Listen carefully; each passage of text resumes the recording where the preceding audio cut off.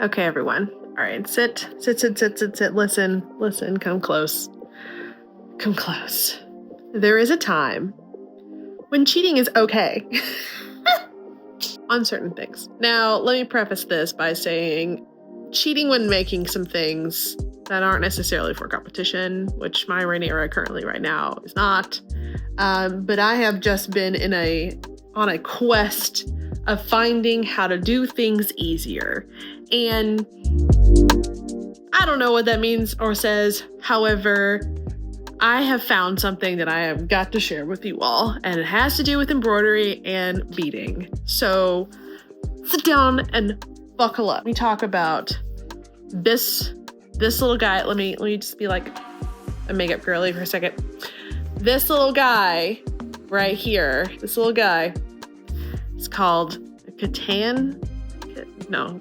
Kantan Couture tool from Clover.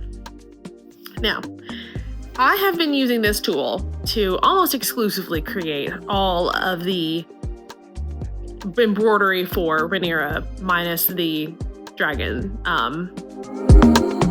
shoulders. That was traditional beading embroidery techniques, I think. God, it feels like it was 800 years ago and we're just at the end of January.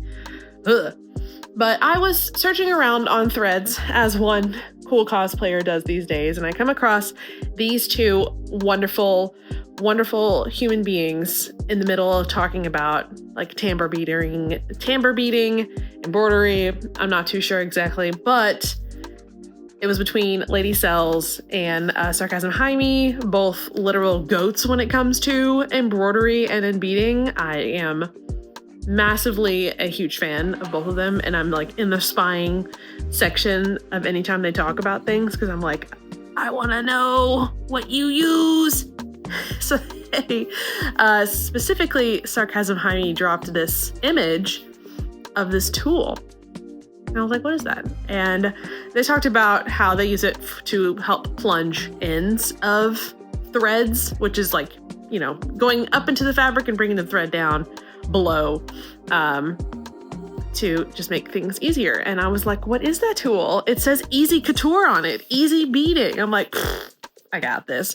So I ordered one because lately I've been really struggling with tambour beading, and I get it. I'm really good at chain stitching. Actually really good at chain stitching, but the beading slows me down so much. And I don't know, it's just how I have to hold it in my hand, how the angles are. Anyways, I just was like, I need to find a faster way to do it. So I ordered this guy. And for those of you who don't know, if we want to go ahead and get into that, what tambour beading is specifically, it is just a way to put beads on a string or do certain type of embroidery fast. A lot of people in couture sewing houses and just everywhere learn this technique to help them create, you know, beading and embroidery quicker. And it looks like these are the tools.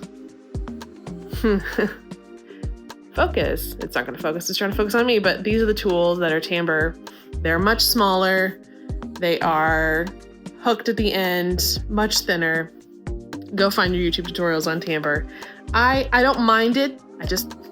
I'm not that great at it when it comes to fast, and I need to finish some stuff quickly. So I was like, I'll give it a shot. Let's get this little tool, see what it does. Now, the main difference between these two tools is that there is a latch. Actually, this does help. There is a latch. See that little guy? Okay, see that little guy right there? It's a bendable latch with a spring on the interior of it.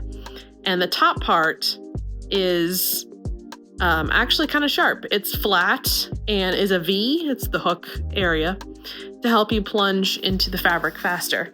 So what this does is basically takes the, oops, I dropped my thread underneath the fabric and all the beads came out, and prevents that by having this latch on this hook to stop that from happening. And so I bought the tool and I started giving it a shot. I'm really into it. So let me show you how to use it in this month's little informative video on my channel. And if you'd like to buy one, the link is below in my description. Of course, I linked it to an Amazon because I want some Bezos money. So if you click on the link and buy it, they will get a cut. Full transparency. Anyways, let's learn about Kantan Couture. I don't know. I call it just easy tambour. It's easy tambour. Let's do it. Okay, so let's jump into it. So there's two looks to the chain you can do with this tool, with the regular thread, and then we'll go into some bead work at the end of the video. So I'm gonna show you top down. So tool at the top chain to see what it looks like. And this is just a regular chain stitch.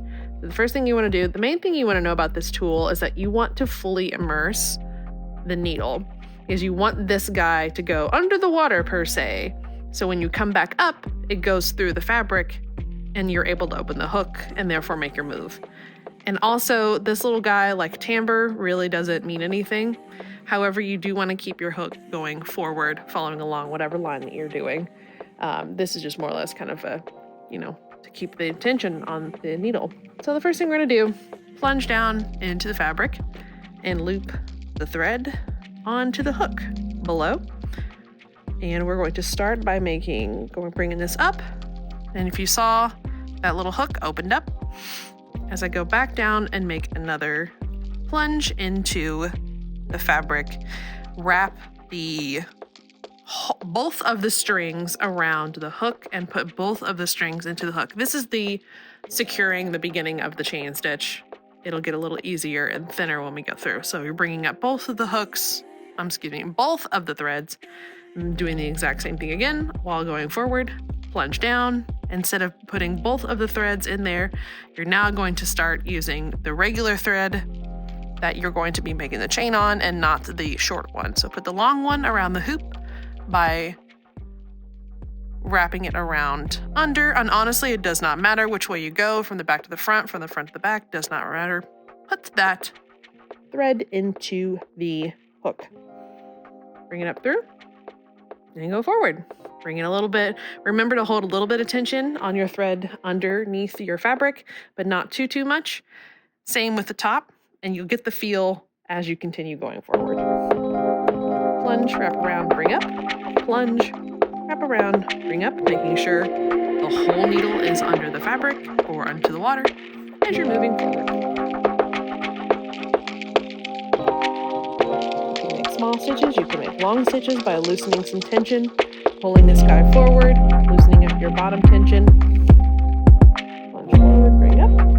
Forward, bring up. Plunge forward. Also makes a nice little ASMR sound.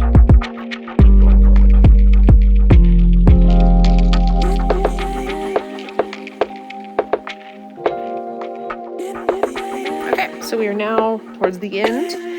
And according to the directions that you get with the needle, it just says to make 3 tiny little chain stitches and then cut. Really small. Towards the end, I just kind of make the chain smaller so it's nice and secure. Last stitch, down, plunge, and then I bring it up all the way. Here. And then slip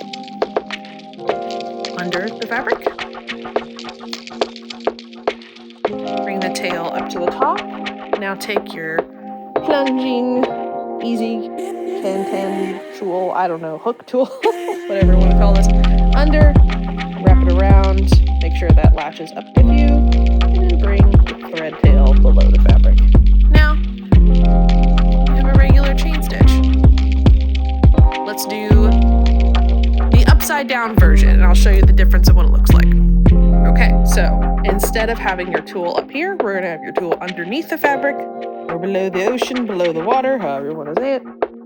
And you have your loop on top. Exact same method, exact same everything, it's just reversed. So we want to plunge our guy all the way up, make sure the needle is all the way through the fabric. Grab your hook, bring him down, holding on with your opposite hand the thread, bring it up over here, wrap both threads around. This is to secure the first couple stitches. Pull it down, I'll bring it up, let go the short tail. Now use your working thread, bring it down, and now continue going forward. So what this one does is it makes more of a line than a traditional chain stitch look. So if you're doing a lot of really cool line work and you need a lot of running stitches, this is a very easy way to put all them in there with it looking more like a running stitch instead of a chain stitch. We're now at the end. We're going to do the same thing. We're going to do 3 small stitches next to each other.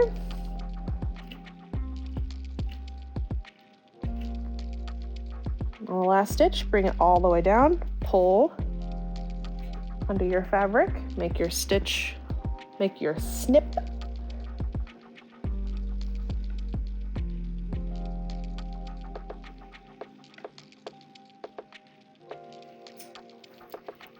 String out.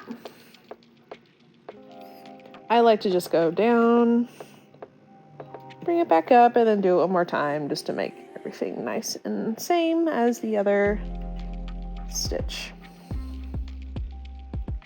This is probably not the best thread to use, but you know what? It's pretty and it's what I'm using right now. So also in the front, I'm gonna go bring this down underneath the water as well. And there's your 2 chain stitches. Top chain stitch, bottom chain stitch. Now let's do some beading. I'm trying this from another angle. So we're going to plunge, just like we're starting anew. For the beading, we're going to, just like we're starting a new chain of thread, we're going to have the tulle underneath the ocean. Please disregard my oceanic puns, but that's how I'm going to describe it. So this is like your little shark, and he's come up for some beads. He's hungry. So he's going to get the hook first, go down. We're securing our thread, like we did the other times. Now it's ready to drop a bead. Not that many. All right, drop a bead, move a little forward, come up for a bite, grab a bite, go down, drop a bead, come up for a bite, hook, go down, drop a bead, up for a bite, hook, drop down, making sure that latch and hook and everything is completely under the ocean before dropping a bite for the shark. Come up, grab a bite, go down. Continuing, I'm keeping it pretty close. I'm not really jumping too far ahead of the line, just as I want the beads to be very close to each other. Grab a bite, up, drop a bead, grab a bite, pull down, drop a bead, grab a bite, pull down, all as I'm going forward and moving the string along with the beads. Drop a bite, grab, pull down. And that in itself is how you put beads on a chain stitch using this awesome tool. And to tie it off, you do the exact same thing by just not dropping a bead, but making 3 very small stitches, hook stitches, then pulling this down under, cutting it down here. Nice and secure. I'm ready to go. All right, so I hope you enjoyed my cheating. My cheating when it comes to beading and embroidery. I really like this tool. I do recommend it for beginners and advanced and anybody to just have in your arsenal for your beading and embroidery needs. Now, you know, this thing is not perfect. It is infallible. There were a lot of times that I was dropping stitches that I had to get under there with this guy, grab the hook, pull it down, then all of a sudden the whole chain stitch came out and I had to do it again.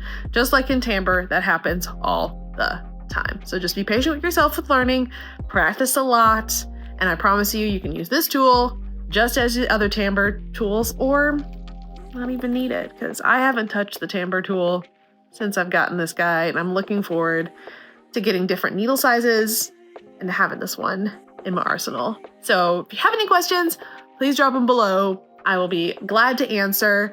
And if you want, once again, if you want to grab this tool, it is linked in my description. once again, also be transparent. I am a Amazon affiliate, so I will get a little cut if you buy one of these from me. That's it for this video. I hope you really liked it.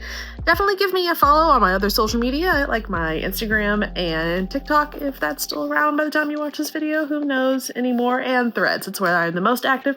And until next time, y'all, I'll see you later. Bye.